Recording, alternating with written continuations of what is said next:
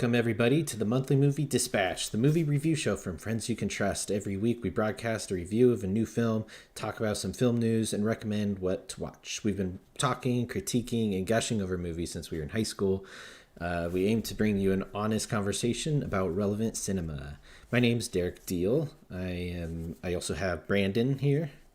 How's it going? Good, good, good. How are you? Doing great. So it's a little different this week, right? You're on I'm in our side of Seattle. the world. Yeah. Yeah, we almost did this in person together, but Yeah. just didn't work out. Maybe next week. Yeah, that'd be really cool. Um, we are here to talk about the new MCU movie, Spider-Man: No Way Home. Hell yeah. There's a lot to talk about, so we're gonna do a little quick opening topic here, though. We just wanted to, there's Spider-Man has a long, actually, it's not even that long, like year-wise film history. So there's been a lot of Spider-Man movies and a lot of 20? like drama. We reached 20 years? Yeah, yeah, 20 Yeah. years, and but like nine movies in 20 years. So, hmm look, that's a lot. And lots of different, people taking over the reins and reboots and remakes and what have you. So, I wanted to do a quick run through because they all kind of have a different, there's a whole array of quality to these movies. So, For we wanted to sure. do a quick run through of your like ranking list of the main Spider-Man movies that have Yeah. been released. You want to go And we are first? definitely going to also include the new animated Yeah, Sony Spider-Man film as well into for sure. there. Yeah. Do you want to go So first? I'll go first. All Okay. right, here it goes. Let me know, pause me if you think any of this is surprising or All new right. to you. All right, I don't know all the like intricate names for all these movies, so I'm gonna give it my best here. So, in last place, movie number nine Hmm. is The Amazing Spider-Man 2. Not much to say about it. Yeah. Next is the original Spider-Man trilogy number three Hmm. for number eight. And then I would go Tom Holland's Spider-Man number two, No Way Home. Is Far that what from it's called? home. This is No Way Far Home. From Home. Yeah. So many homes. Far From Home, the traveling one, I guess would be my number seven. Yeah. My number six would be The Amazing Spider-Man 1. Um, just like, I don't know, just getting into like, I think that movie's more harmless than people give it credit for. Yeah. Uh, and then top five, I would give the, uh, where am I? Shit.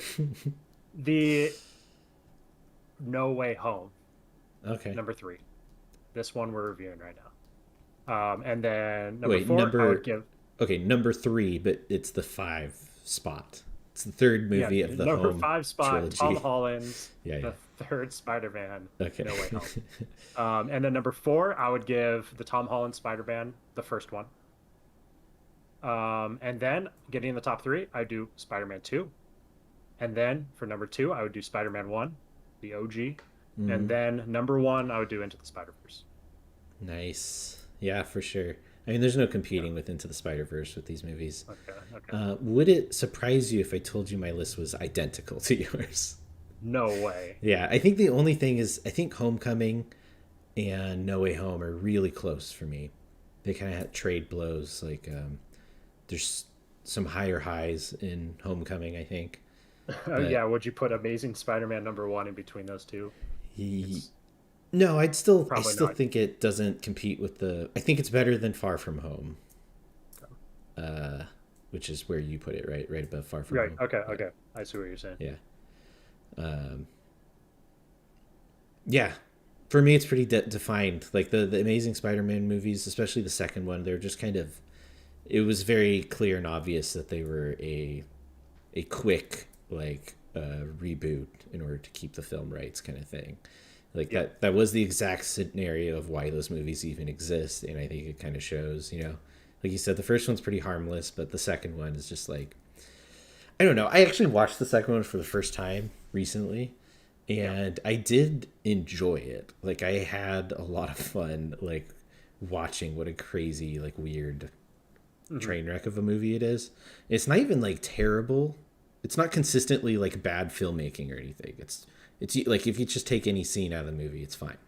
Just It's some just weird like choices yeah, it's overall. just like weird, yeah, character choices and just like it just doesn't really amount to anything. But your top three as well is Spider-Man 2, Spider-Man 1, and then Into the Spider-Verse? Spider. Well, oh wait, no, I think mine would go Spider-Man 1, Spider-Man 2. Okay, so 3 would be Spider-Man 1, 2 Okay, would be Spider-Man 2. I see. So you have a little And flipped from me. Okay. yeah. Oh, okay. I thought you No, had it the same way. Never mind. no, no. No. I don't know. Spider-Man 1 was just like the original one. It was one of the like defining movies for me, Yeah. along with like Lord of the Rings, Fellowship of the Ring. I remember Spider-Man 1 I saw in theaters like three times. I was Yeah. obsessed with that movie, a huge poster on my wall. Yeah. It was like in middle school, I was freaking out. So yeah, I love that movie. It's really good and it holds up. I just watched it with Phoenix and Yeah. like everything holds up in it. The CGI, like everything in that movie, I was like really surprised how few gripes. I knew I was gonna love it. Like going into the rewatch, I was just surprised that I had like zero qualms with it throughout it. Yeah. That's cool because I haven't seen it in a while. Yeah, it holds up. Um, I guess just knowing what this movie is, if you've seen a trailer for it, you kind of know what the direction it's going and like some of the characters that are being brought in. We thought it would be kind of interesting to talk about quickly the history of like the Spider-Man film rights because it's kind of a weird situation, and I would bet the general public doesn't necessarily know. So convoluted Yeah, how it all fits together. and I think it does make this movie a little more special knowing like the history Hmm. because it's complicated. And those first the Sam Raimi, he did the original trilogy of Spider-Man movies with Tobey Maguire. They were all very beloved movies.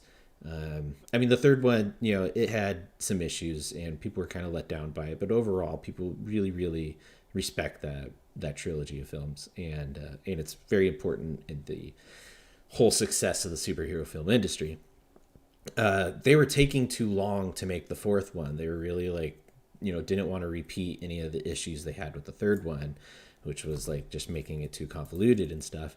And and they were asking for bigger budgets and stuff like that. So instead of dealing with all that, Sony decided that they're just going to reboot the franchise because they don't want Marvel to get the rights back. And I Yeah. guess if we want to step back even further, so Marvel sold off the film rights in like the 90s because they were going bankrupt, and Sony bought them. So they reboot them. They make the Amazing Spider-Man movies. They're both just kind of middle. Like people weren't really huge fans of them, and they made money, but they weren't like giant, juggernaut They successes in any stopped way. after number two, and that was never Yeah, their plan. yeah. And they took kind of a hiatus. I think they were just kind of, Marvel.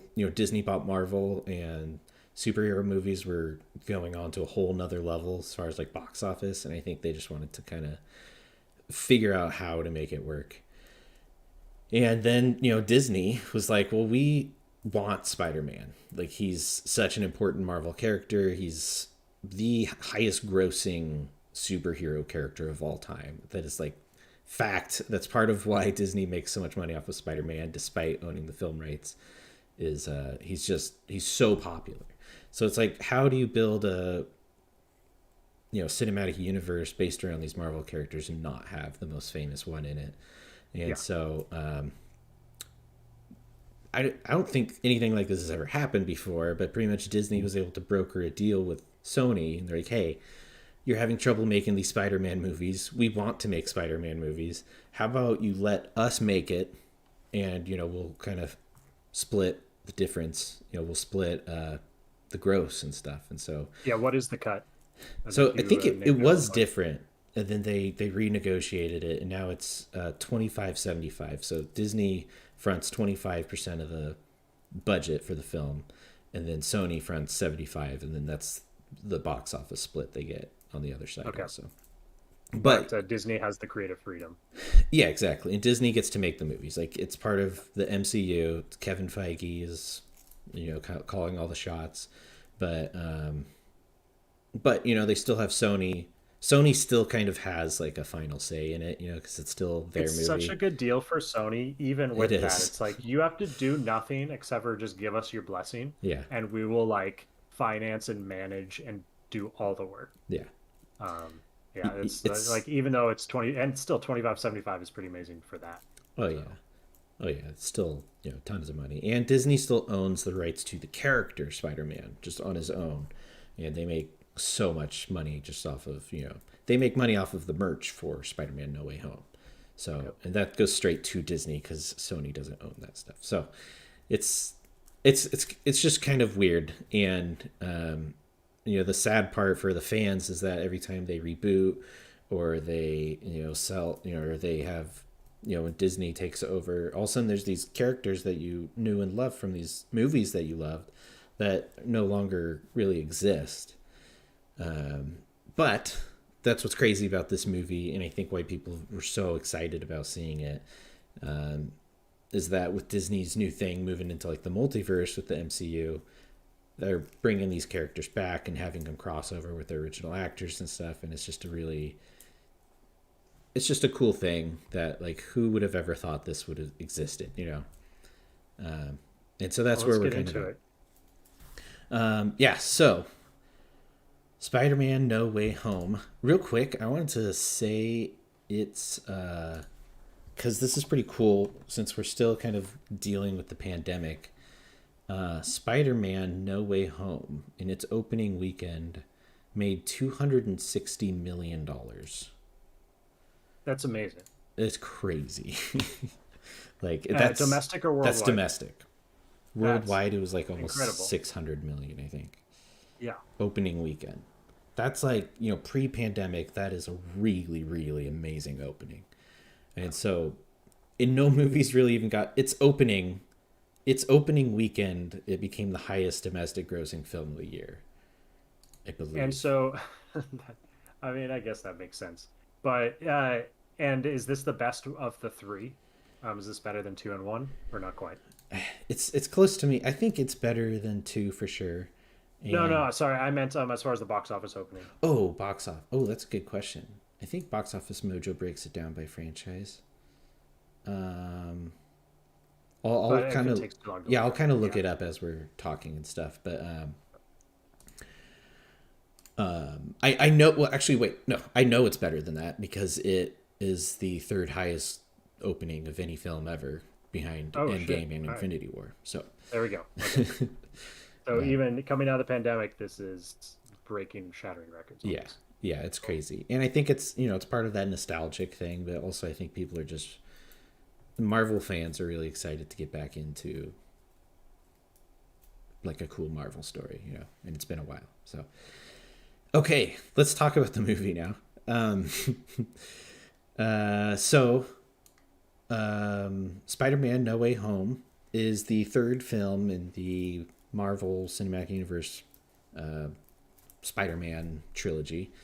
It's the third film that John Watts has directed for them, and this is his last Spider-Man film. But Okay. they did announce they are going to be making another Spider-Man trilogy with Disney, which is cool. The plot description is: with Spider Man's identity now revealed, our friendly neighborhood web slinger is unmasked and no longer able to separate his normal life as Peter Parker from the high stakes of being a superhero. When Peter asks for help from Doctor Strange, the stakes become even more dangerous, forcing him to discover what it truly means to be Spider Man. Hmm, I think that's one of the better Google that works. plot Touches descriptions. all the bases. Yeah. So while we're talking about the main review here, we're gonna also Sean Bulby is gonna be joining us. Brandon's actually in Sean's living room, right? He's next to me, but he'll Yeah. just be via audio, so Okay. we Yeah, don't have enough Yeah. space. Yeah. So we don't have to rearrange the frame. yeah. All right. You can always like I don't know bounce in or whatever. But, Poke your head in. yeah. Yeah, we'll see. Okay. Glad to be here. Good. Good. Oh yeah. How are you, Sean? I'm good. How are you doing? Good. Good. Okay, let's just jump into the review because this is a long movie and I feel like there's a lot of stuff. So I'll start with my initial thoughts of the film. I liked it a lot. I had a lot of fun. I think it suffered from a lot of the same issues that the other Marvel movies do with some of these. I don't know how to differentiate them between like the Russo movies and like it's not every director's bad at action, but like there's a very clear split between when the Russo brothers make a movie and like the action scenes and like their memorability and like everything Hmm. to these other ones. And I actually quite like John Watts and the stuff he does with the kids. Like I love the teen comedy aspects of all three of these movies. I think it works super well. It's all really fun and funny, and like I think he'd excel at making just a straight teen comedy. But the action in these movies are just is so bland. And I think that this movie, Unfortunately, simple and yeah, basic. yeah, it's like I was actually, while you were talking about that, I was trying to think of like a good set piece that really thrilled me, and there's just none in this movie. I don't even think there's a single one. well. So here's the thing: what I think works is, um, even though those set pieces are bland visually and like structure, like like the action is not super exciting, I think that this movie kind of gets away with it because the concept of everything that's happening is so fresh and like developing throughout the movie. So usually with each action scene there's another kind of revelation of what's actually happening, and it kind of cheats its way through those scenes. It makes those scenes, the action isn't really the focus of the action scenes, if that makes sense. So it's kind of like, I Yeah, you know what I I mean? really agree with what you're saying. I think this movie benefits a lot, and we will dig into it for sure soon, Yeah. of the overall storyline, hype, and structure that it has going for it. Yeah. And we will definitely get into it, but I think that lifts this movie up to like a height of entertainment Mm-hmm. and like pace and I don't know, funniness and nostalgia that just carries it very maybe just easily, Mm-hmm. even though obviously it was a huge challenge and a cool concept. But once it gets going, it's like, okay, this alone can carry the movie. Yeah. I think behind that, um, like you're saying, there's a lot of just Marvel simplism going on here that's not that thrilling. Mm. And it's just like, can someone do a better job, please? Yeah. Can someone just choreograph the hell out of a fight scene and do something badass and cool that shocks me? Yeah. Like so many other fight. I mean, in a year where Suicide Squad comes out, that was this year, right? Yeah. Yeah.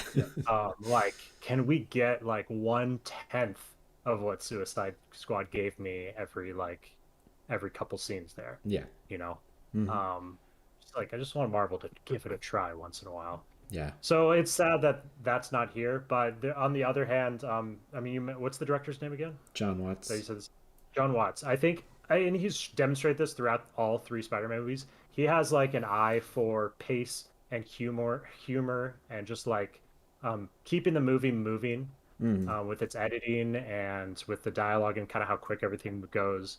Um, that's always worked through these Spider-Man movies, and it's one of the reasons why I liked the first one so much. Mm-hmm. Like a more coming of age tale. Maybe that style works on a more simpler level, like you're saying, with the just more the kid stuff in Spider-Man One. But it's still apparent here, and he still has that talent Yeah. for pace, For even in a sure. long movie. Um, so those are some of the goods and bads overall that I Mm-hmm. think are in the movie. Do you want Yeah, some I initial? Yeah. mostly I mostly agree with both of you. I did think that this movie kind of had a rough start. I kind of wasn't with the movie for a while, but I do think at some point the movie kind of takes a turn where it just the pace really starts to pick up. I think the setup for the premise of this movie was kind of hard to get into and hard Mm-hmm. to follow. It was a little contrived. Yeah. But once the movie actually just says, okay, that's the setup, let's just move on, I think the pacing really kicks into gear, and the they're really able to focus on the characters and their relationships again, and really start to do some fun stuff with the characters and with the Yeah. plot and the premise of the movie. So It's just like an um, hour into the movie before that happens, I yeah, think, maybe too. But not even quite that, but yeah. I like get um, what you're saying. Once this massive idea of a movie mhm, starts rolling, yeah, um, there is so much for them to do yeah, in the second definitely, half of the movie. yeah, Yeah. for sure. And like, yeah, I think it was around 45 minutes or so, maybe an hour. But like, I wasn't laughing at all in the first part of this movie. I thought a lot of the jokes missed. There was just something about it that really didn't work Yeah. for the characters and for kind of the humor and the pacing. I feel like But right yeah, there, then you guys are saying a little bit. You guys have different opinion on that. I think Derek, you said that was one of your high points was the kids and the I mean, Well, as I'm more talking about him just in general, John Watts. I feel like he has a knack for that. They they don't really have much of that in this movie. You know, there's the three of them, the three main protagonists, but but the, usually what the star of like the other movie was like all the weird like side characters at the school and that's like true. What was the the, what's the that girl one that's now a kid's name? reporter and everything. She was like doing the Oh morning yeah, that's announcements in right. the She other was in movies this and movie. like And then like the guy who kept claiming that he's Spider-Man's best friend. yeah, I forget his name, but yeah, Flash Thompson. Flash Thompson, yeah. So there is some. I mean, I do think that all that stuff ended up working really well, like um, between all the three main characters. But I think early on it just kind of wasn't working for me, and it Yeah, wasn't all that funny. But at some point, it very much did pick up and started to become pretty fun for me. for I sure. think we should say how I guess I'm also getting tired of saying this, but how long this movie is. Like, Yeah. goddamn, movies love Two and a being half long right hour. now. Yeah. I just saw House of Gucci 2, and that movie's like 2 hours and 45 minutes Holy as well. shit. Yeah. And I mean, producers are just like, yeah, whatever, however long that screenplay is, we're just gonna let them do it nowadays. And I don't know if this movie necessarily needed that, I think. And like you're saying, Sean, stuff with that's going on in the opening. I even think there's some stuff in the midsection that absolutely doesn't need to make this movie 2 hours and 35 minutes, I think is the runtime. Yeah. Um, and while he does have a knack for pacing, I think there's just story elements that that just don't necessarily serve the biggest purpose. And he could have moved quicker through them. Mm-hmm. Yeah. Yeah. Yeah, I think those exist for sure. I don't know if any of it really like took away from anything for me. Um, and I think like he like you've mentioned a couple times like he paced it well enough that I was never really bored with the movie. Yeah. But I think the other part that carries us through that first like half hour or so is I guess the trailer's doing some heavy lifting and like letting you know what you're in for. And so Yeah. that you kind of gloss over this opening half hour because you're like, okay, come on, like We kind of know where this is leading. Yeah, So exactly. you're able to like, It's fine watching them apply to colleges and go Yeah. to school and yeah, even though it's knowing whatever, what's going to but- happen soon. Yeah. One other thing I did want to point out is there's some pretty impactful emotional beats throughout this movie that, in spite of some clunky setups and maybe some maybe forced plot points, the emotional beats work out really well and kind of elevate this movie to something that is a little bit more than what just the premise may have been able to accomplish.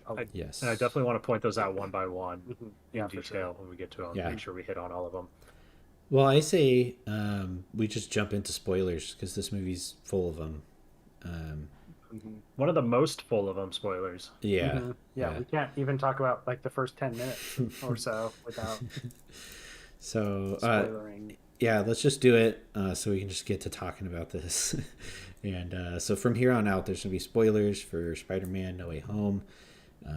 If you like this franchise, you should just go see the movie and then you come probably back already and have. listen to this. Yeah, you probably Yeah. everyone's already seen it, but yeah, spoilers from here on out. So tune out if you don't want to be spoiled.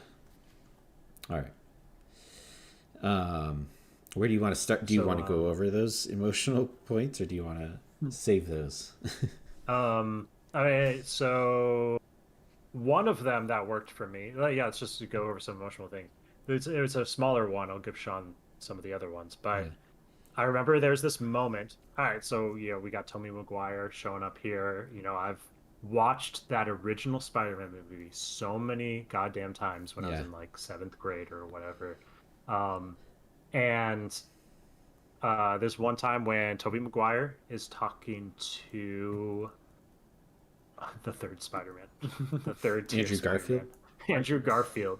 And it's right before they're about to kind of disappear. They have a one-off like moment. It lasts maybe only 15 seconds.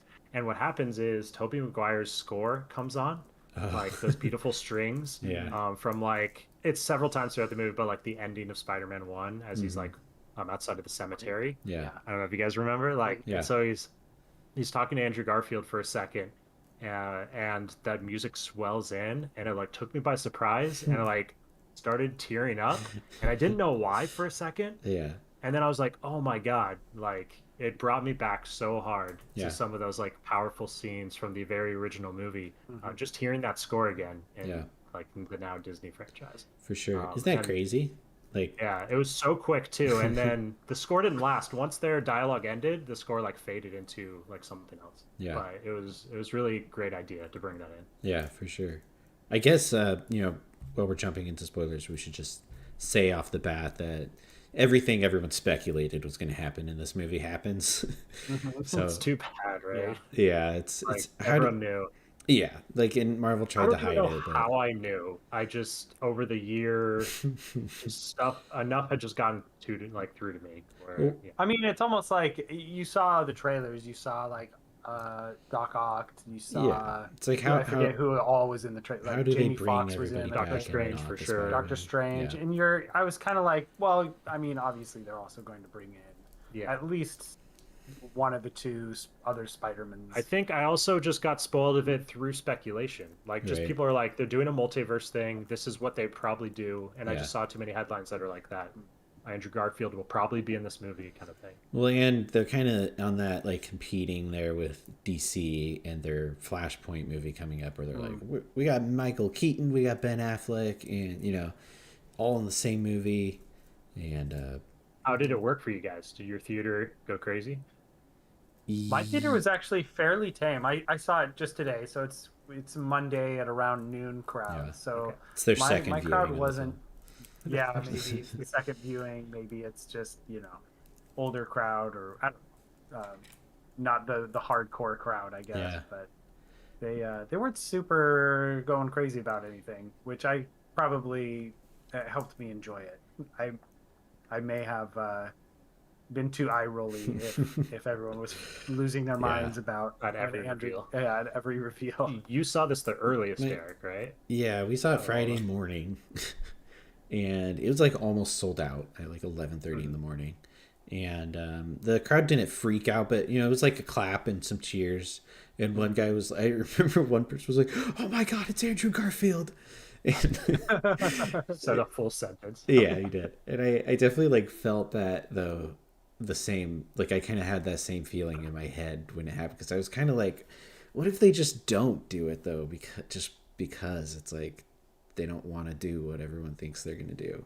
But then they brought him in, and it's just like, it's just a crazy thing, because it's like, It's pretty crazy. it's that, like, crazy. that we can like fans can speculate about ridiculous things and Yeah. like unheard of ridiculous things, and then it just like happens in this And they're actually making it happen. It's It's not- like that's just we need to give, I guess, just credit Yeah. for conceiving and executing that ballsy of an idea Yeah. across these franchises. And like my crowd was the biggest, because I did see it actually on a Friday night. I forgot you saw it so early, Derek. And yeah, here at the Northgate Mall Theater, and everyone definitely lost their shit. Yeah. Especially like with some of the villains, but especially when Andrew Garfield showed up. And Yeah. I was curious which Spider-Man it would be first, and I think it was Andrew Garfield because he's just more recent. I mean, maybe Yeah. Tobey Maguire is just getting like older at this point, and less people would remember him because Yeah. kids didn't even see that movie maybe. Mhm. But people lost their shit for a good 20 seconds Yeah. of just like screaming, clapping, and it was great. It And was really fun to be It was part of. well done too. Like that, the reveal, those, like that whole scene. I think that section, not necessarily like them walking in and stuff, but that chunk of the movie might have been my favorite, because you're really interested in like what Peter's doing back at the apartment, which I think is actually really interesting and like kind of a unique perspective, like the story to take this character, like this version of Spider-Man on. And everything that happens there, it gets really intense, and then it Just cuts to this. intercutting. Yeah, and it And cuts it's to cool this. that's and happening you're off to like, the side with like the with the secondary friend characters and Yeah. not Spider-Man. Yeah, and then they walk in and you're like, "Oh my god." Like it's a relief. Like it's because the stuff that's happening on the A storyline is like it's really intense in that spot. And like when it swaps back over, like you're just like, "Oh my god." Like And thank putting you it Marvel. This is awesome. Yeah. putting it within the humor of like the I forget the character's name, the Yeah. friend. His Ned's the family's like grandma or kitchen whatever. with Yeah. his mom who just like wants to go to sleep and doesn't want to mess in the kitchen. And then Like, makes him clean up the spider web. yeah, Yeah. like web. And that's just like that's clever writing. Yeah. Typical. I guess that's Marvel humor. That's just always fun and light For sure. throughout the whole series. Yeah. I would say some highlights of I mean, we're not going to talk about everything because this movie's just it's really big, but some of the highlights of these crossover things that they do were I thought Willem Dafoe was really really good in this movie, and I love everything they did with the Green Goblin, and I couldn't believe how large of a part they gave him in the movie, and For sure. you He was know, the biggest of the villains. yeah, he was the big bad Yeah. ultimately, and he, you know, it was so in line with his character from, 20 years ago, and it's so cool that Willem Dafoe is like able to come back and do it, and he was still like just like as crazy Green Goblin as he was back then, and yeah, I mean, One thing I wanted to ask is which characters were de-aged? A lot. were they? I think who's Josh Brolin or is it Josh Brolin? Who's that guy? No. Willem Dafoe. The Sandman. Oh, that's Thomas Hayden Church? Oh, Thomas Hayden Church. I didn't even think acted in this. That was his face was all CGI. He was sand through 90. Yeah, but when you saw him, he was definitely full CGI. You don't think I it was just yeah, like a half hour like There was, shot they like- grabbed of him real quick? Like, hey, stop in the and studio. de-aged him for sure. You think so? Yeah. Yeah. See, I couldn't Oh, tell. yeah. Honestly, in the trailers, I thought Alfred Molina was de-aged, but then I've seen No, I pictures think- of him recently. I'm like, he just looks like he did 20 years ago. I think I everybody. couldn't tell about Willem Dafoe even. I think everyone Yeah. who died was de-aged in the movies. Yeah, So not everyone. That I mean, I died. doubt I think Willem Dafoe like was de-aged pretty Jamie significantly. Foxx What? probably wasn't. There's no way I'm pretty Willem sure. Dafoe was de-aged. Yeah, no, I'm pretty no, sure he was. was not. I My don't point believe point being, All right. it was think he pretty just good. looks good I have still. to say, it was pretty good. Yeah. I'm sure some of them were de-aged. I don't know which ones, but it was quite convincing Yeah. throughout, and I really, for most of them, I could not see through it. Yeah. So that was pretty impressive for in a time where perhaps it's used a little too much. And He's also arguing just about doesn't it. really Especially Goes to tell you movies. like we Yeah, didn't definitely. actually know because it was Yeah. done. Whatever it was done so well. yeah. Yeah. What were some of the big emotional moments that worked? Well, the big one, probably the first.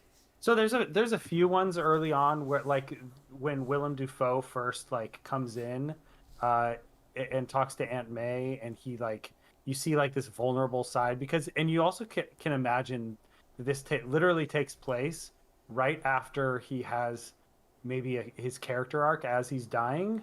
Mm-hmm. In the first Spider-Man movie, when he really like, I think his last line in that movie is, "Don't tell Harry." Like it's like this vulnerable father moment where Yes. it says, "Don't tell Harry." But this So is maybe it's before like- that. Right. Perhaps Because You know, he was I don't dying. really he was know. already died, like gone at that point. I don't really So this takes place know. from the way they set it up is that Mm-hmm. each of the characters are pulled through right before they die. So Yeah. before he No, he gets the definitely says killing blow. that. So he wasn't Yeah. stabbed yet, is what that means. Okay. Otherwise he'd come Yeah. through bleeding to death. Well, Die. Okay, yeah, we're talking about seconds, right? Okay. Yeah. Yeah. But I mean, So he you could would've. kind of say like, at least the way I imagined it in my head is like, perhaps he's gone through that character, that final moment of a character arc, and he's kind of come out in this other world where he's struggle. Now he's vulnerable and he's able to like ask for help and he doesn't want to be that be controlled anymore by this alter ego that he has. Yeah. And Yeah, so I think like those types of things were like those moments. There was a couple of them, and even one with Dr. Octavius, where you get this like kind of uh, yeah, kind of this emotional moment for these characters that are almost 20 years old at this point, kind of Yeah. almost completing a They're not character. just like full on. They didn't just come back full on as slashing villains. Yeah, definitely. Which they easily could have been in the like height of their villainy. Yeah. They all had like a little bit of back and forth to them. So I think those were like the moments that first almost tipped me off to like, okay, there's some, this movie is working on an emotional level that is I that on a higher emotional level than I was realizing at that point. Yeah. But then I think the first big one obviously is Aunt May's death. Yeah, Right. Aunt May. That worked for me too. And it really worked. It was shocking. It was one of those moments where I didn't believe it as it was happening. Yeah. And Tom Holland's performance was pretty great. Like, you know, going through different. I don't know if he was going through like the stages of grief or whatever, Yeah. but I was like thinking he had about several moments of different emotions. I was thinking For about how sure. good of an actor he was in this movie, and it was when I saw Andrew Garfield, because when Andrew Garfield's presence came on screen, I was like, God damn, he's a great charismatic actor Yeah. that like has such control over what he's doing. But then I was like, man, I'm not giving Tom Holland credit enough, because even in some of those final scenes too, not just the Aunt May scene, there's just like locked shots on his face where he's delivering some like really conflicted emotion, and there's like absolutely no barrier. It's 100% believable. Yeah. And yeah, I noticed that a lot. Yeah. But yeah, I like the Aunt May stuff. It was they flipped everything on your head, and from what you know about Spider-Man, and like you thought all that maybe had happened, or Yeah. they just were not going to ever touch on it. And this is stuff people were talking about back in the first Spider-Man Tom Holland movie. Was we don't need to see his origin, like we're already getting going. So almost to now show us part of the origin this late on is like kind of a twist on its own. And Yeah, it was like, was oh, unique to see that happen to Aunt May. yeah, and Yeah, I think did they that's kind ever, of like- Yeah.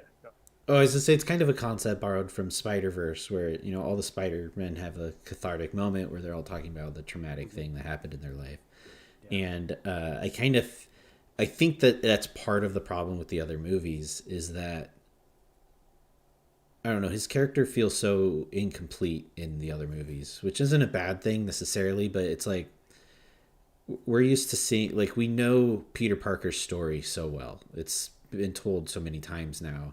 And for them to not even dabble in that, it like loses that edge to him, I guess. I mean, Like you're talking about the sadness, the like depth yeah. of like Yeah, what he's like dealing with. he's Yeah. just a kid having fun at school in the first two movies, and there's not really. It's like there's Tony Stark, you know, but he's not. I mean, they're close, I guess, but like not. Yeah, there's an really, element really, of you like know? a longing for a father figure, but Yeah. there's not a sense of that cathartic sense of loss that You know, I thought something like that was going to happen in this movie, but I didn't think it was going to be Aunt May. I was talking with my friend before the movie came out, and I was like, I think they're going to kill off Ned. I think this is what they're going to do is they're going to kill Ned, and that's going to be like really heartbreaking.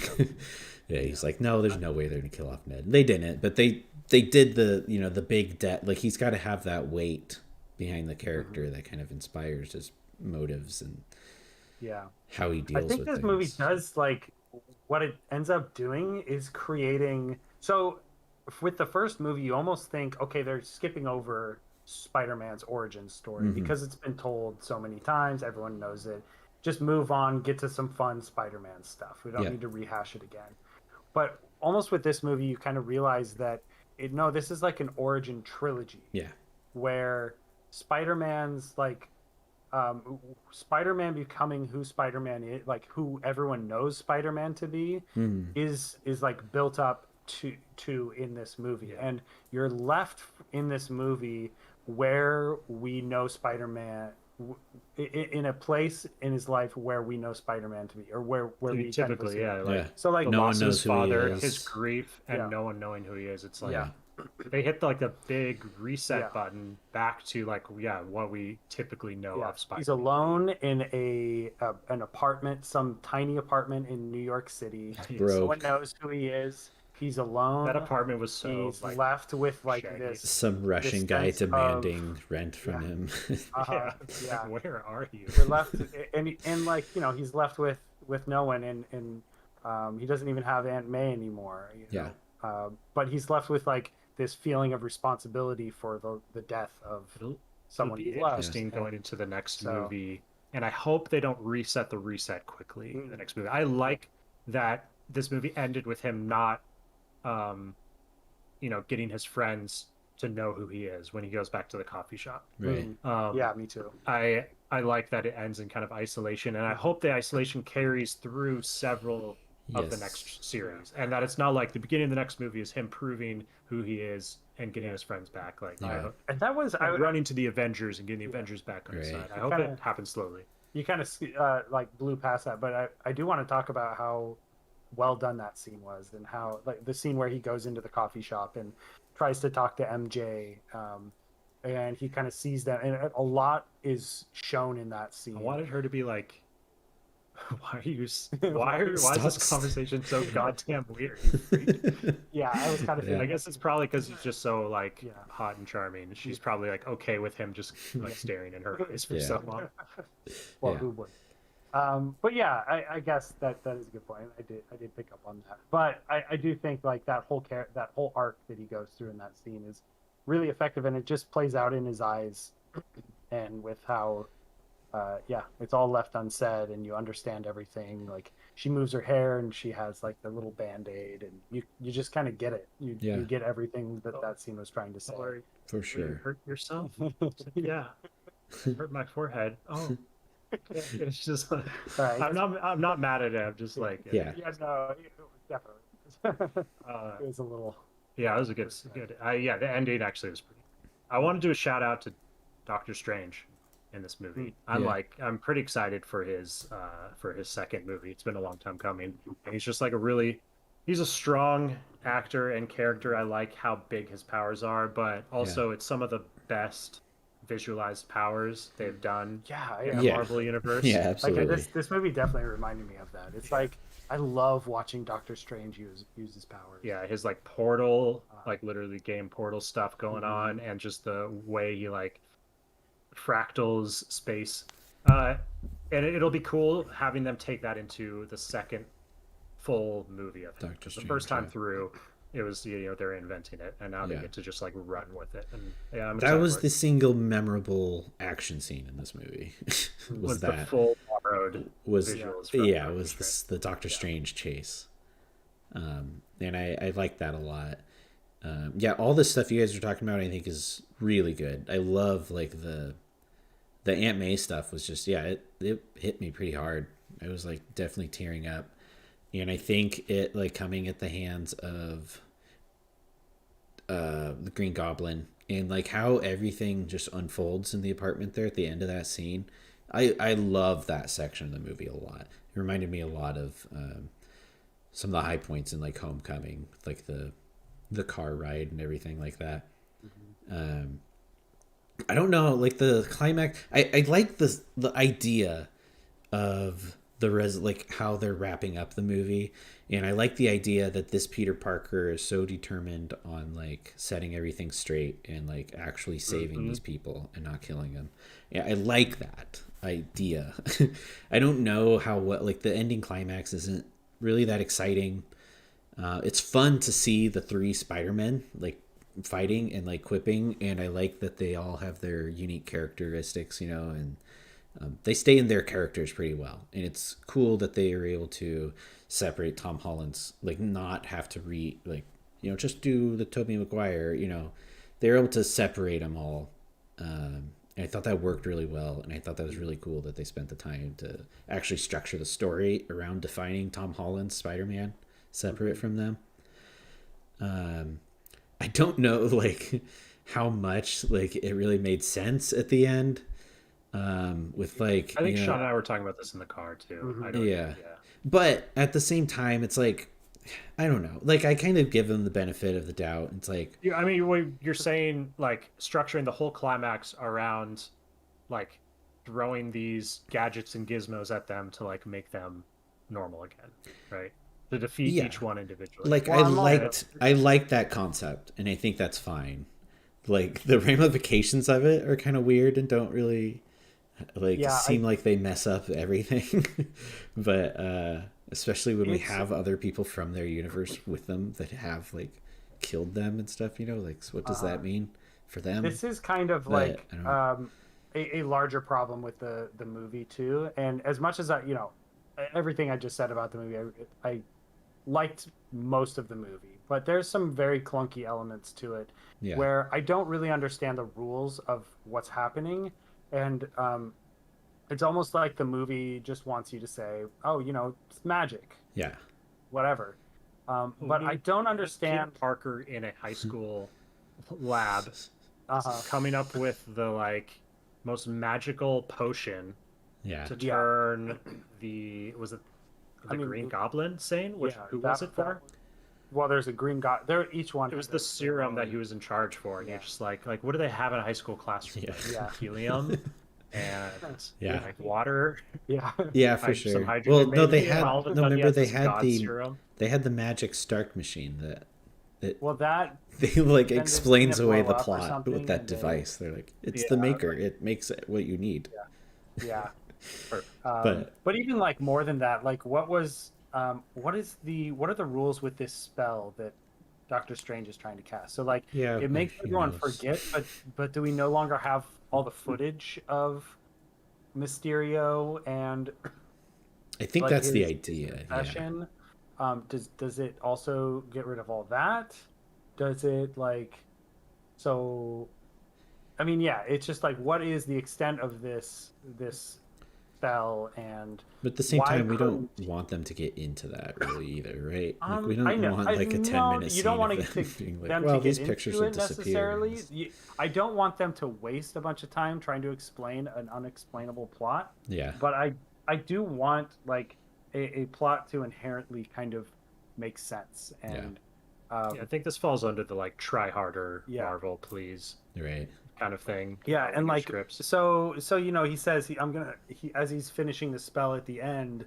Why does Peter have to leave MJ and his friend? I noticed that he just kind of darts away for no reason. And like, why couldn't he just stay there until the spell was complete and say, and they'll be like, "Oh wait, this is crazy. Who are you? What happened here?"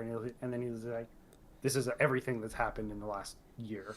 I had and, like- all of that in my head and- as he was running away from the scene. Oh, I didn't at even the realize Statue that of Liberty. he like. I don't even realize that happened. He runs away from them. He just goes away. specifically? Yeah, Yeah, yeah. He just leaves. their memories fade, and then he spiderwebs away Oh. from the Statue of Liberty. Yeah. I'm like, I you could thought- just stay and tell them what He happened. wasn't I standing don't know. with MJ when her memory fades. I think they were right there. Yeah, they're like I mean, right he next to each definitely other. leaves as like he's Afterwards. crying, and He Spider-Man's away as their like Huge. memories fading and coming back. but like obviously he doesn't stay around and explain everything to her. Yeah. Yeah. He like leaves and then comes and finds her. So like, and I don't know. It's not Russo proof. It's not Russo script proof. Yeah. Like they Yeah. do with some of their movies. Yeah.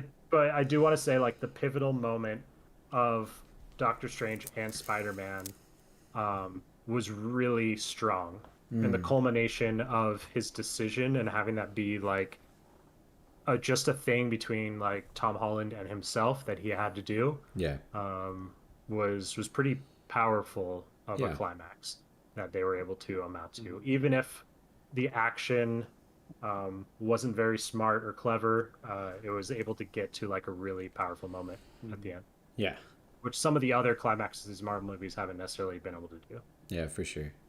Mm-hmm. And yeah, I think it's a pretty like it pays off pretty well with the character. Like that's it's an exciting place to leave that character just because it's so different from where he's been the last three movies. Oh. Yeah, and I will. Do we have time to talk about the three spider, like more of like the jokes and the little? What's some of your favorite moments? yeah, Like I don't know, just like the moment where they realize that Tobey Maguire doesn't have a device to shoot the webs yeah, from, and like organic, making a cum joke. Yeah, and like doesn't come out of any other parts of your body. And then like later on, I So think do you ever get Tobey web blocks Maguire or like something? shot Yeah. Andrew Garfield with his webbing, and he goes like gross. Yeah. Yeah. I thought that was Oh so yeah, he funny. accidentally shoots him in the big Yeah, when they're in the big fight. Yeah. yeah. I thought that was absolutely just the Yeah. idea that it's all the same, but like because his body secretes it, it's just like Yeah. it's Uh, just gross. And the then like the ranking of the three of them, yeah, like yeah. Tom Holland number one, Tobey Maguire number two, and just like Mhm. yeah, they're just Oh the right. joke that Andrew Garfield is like they're Is the self-aware lesser. that his movie series is the weakest of them. Mhm. So Yeah. he's like the lowest of the three Spider-Men somehow Uh, within the and context they're of this like, universe. no, you're Oh, amazing. Yeah. No. I know the other moment that kind of got me, which was the other moment I thought when I was like speculating what they were going to do with this movie. Part of me thought they were gonna. I was like, well, if they're just pulling in everybody, they're gonna pull in like Emma Stone and what's the I can't think of from the Kirsten Dunst. Kirsten Dunst. Yeah, I thought they were gonna like Which her and Doctor Strange, or her and Doctor oh God, no, what's his name? Octopus. No, Doctor Strange. Oh. And we just reviewed Power of the Dog. Oh, that's right. Yeah, both of them, yep. and that would Oh, be shit. cool for them to just be in. Yeah, that'd be weird if they were both in Yeah. both those movies back to Yeah. back. But they paid off. There's a so anyways, I was like, I thought maybe I didn't know where the plot was going to go, but I was like, maybe they're going to redeem the ending of it's not even redeem it, but solve that plot point in the character of Andrew Garfield's character, which is spoilers for Amazing Spider-Man 2, but Gwen Stacy dies. It's like a really horrifying death. And in this movie they do resolve it, but it's by him saving MJ. They have like the scene of her falling Yeah. through all the Yeah, so rubble I and didn't everything. see either of the Amazing Spider-Mans, but that definitely worked. Like him Yeah. saying that Well, his so what are you MJ saying died. that you liked specifically? I liked that is in the movie that they He's specifically saving- made a yeah. point to have him save her right before she dies. And For yeah, sure. the look on his face when he does it, and Yeah. like He like just the starts meaning crying, that doesn't had he? was- yeah, Yeah. That's such a you're right. Like that's such a small thing to complete like this character. Not it's not complete a character arc, but give a character beat to this like old series that Yeah. isn't relevant Well, anymore. because it doesn't but get put that in this resolved. movie. You know, it's pretty like I don't know if you've seen it, Brandon, but like that scene's pretty horrifying, and like it's pretty shocking, and that's how the movie like it just ends like 10 minutes later, and so I think that's a really cool like fan servicey thing to and like it's works with this character that is now in your movie to resolve Yeah. that conflict. Like Especially to someone like you that just watched it and then Yeah. turned this movie on too. yeah, so yeah. So I've one big question for everybody for coming to the end of this. Is this Spider-Man God's gift to cinema? Oh my god. Yes. The reviews are so high. They're really high. Yeah. I don't know, just saying. I was curious if you guys agree. no, I'm definitely generally positive on the movie. I think Yeah. there's a lot more good stuff, but there's some pretty serious structural problems. I think it's a overall above mediocre Marvel movie, but it's yeah, I think it's definitely swayed by a lot of fan servicey moments that it does well for sure. But, Yeah. The movie does a lot better than a lot of these Marvel movies, like these I don't really there needs to be a name for them at this point, because there's a whole subcategory of MCU movies of like just like these movies that are so half-assed, you know.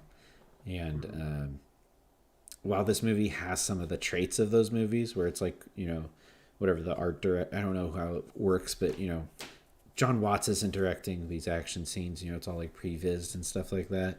And when the Marvel movies fall into that category, they're generally much worse than this movie. And I think like everything else outside of those moments in this movie really lifted up. And Yep. It has a lot more going for it, for sure, and people are latching onto that and losing their shit, semi-rightfully so. Yeah. It's pretty daring of them. I definitely enjoyed this movie more so than any of the other Marvel movies that came out this year that I saw. And I think that has to do with, I think those other, this movie was kind of opposite, where the other movies like Black Widow and Shang-Chi started out fairly strong for me, but then plot-wise just utterly plot-wise and character-wise just utterly fall apart in the end. They turn into pretty big messes. And even like WandaVision did the same for me. Whereas this one, it started out pretty weak for me, and then managed to kind of find its footing. Yeah, with how big the story gets, it definitely finds its footing and becomes pretty big, some of its parts. Yeah. Overall, pretty good movie, you know? I think it's, thumbs up. Yeah. It is kind of fascinating, the reviews. Like, I want someone to do like an investigation. There's no like fraud on the case. But I just want to know why. I just want to know why people like are really like Letterboxd. Its reviews look like you're competing with like Parasite and stuff like that. It's like, calm down. Like, what is causing that reaction? But I don't know. I think maybe people are sending armies of like randoms to do it. Or maybe we were just in the wrong. I don't know. Yeah, I didn't hate it at all. I'm just like shocked at how crazy people are going. It is a very enjoyable. I mean, like the weird thing, we were talking about this, like the distribution of Letterboxd reviews is almost more important or more interesting to look at than the actual like 4 point whatever this movie got, 4.8. Because this is like 3.5, 4, 4.5. And like there's like twice as many 5-star reviews as 4.5, you know. So it doesn't even have like this even, you know, kind of increase, I guess, that you might expect. It's just like there's kind of a bunch of normal looking reviews and then like 5 stars through the roof. So there is something odd about what'd you say before? You said fraud, Derek? Or I was saying I don't think there's like fraud. Yeah, there's not like review whatever the opposite of bombing is, but it's just it's strange. The reaction is just kind of interesting, but so I was trying to find out it's found a really Spider-Man, like r/Spider-Man, like Reddit, like positive spam, like are being sent out to different places to do this. They're like revealed in a couple weeks time. I think a lot of websites these days are pretty good at spotting that, and I don't know. Yeah, maybe they're pretty good. They have like the verification systems are a lot better these days than they have been in the past, and I don't know. Maybe that is what's happening, or maybe people just really like the movie. Yeah, or it's like a pandemic. Like it's just like people are finally really going out to movies, and they're just really excited that it's not terrible. Or maybe there's a huge spike in people who like a lot of people who love Spider-Man and it is Spider-Man movies went out to see it really fast. Yeah. And maybe over time, like other people are going to trickle in and even out the reviews. I can see that too. Yeah. Well, the good news is they're making more. So they promised another trilogy. I personally am really excited, and I was really hoping there would be a tease for, but it's way too early.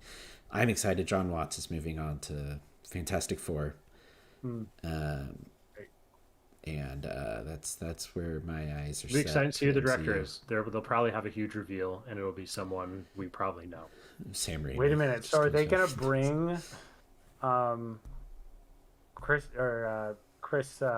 Evans back for a multiverse Fantastic Four movie? Like, what if Chris Evans showed up in this movie as the Human Torch? But no, I don't think they would.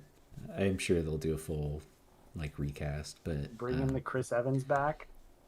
The problem is like everyone that's been in those movies is like in other Marvel movies now, so it's like it's hard to. Everyone's in a Marvel movie now, so you got to start digging deeper into the well of actors to find fresh. But anyways, that's just what I'm most excited about, this whole trilogy being over now. Anyways, so that's our Spider-Man No Way Home review. Sounds like we all liked it. It's a good movie. Go check it out.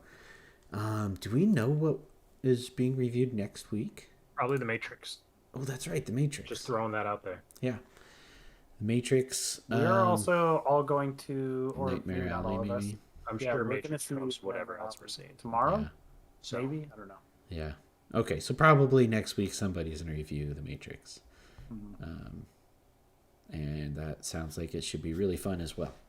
So if you like what you see here or hear, like and subscribe. We'll be back the same time next week. See you guys. See you later. Bye. Bye. Okay. How long was that? Just It under wasn't an that hour, long. I think. I guess. Like 58 minutes, 59 minutes.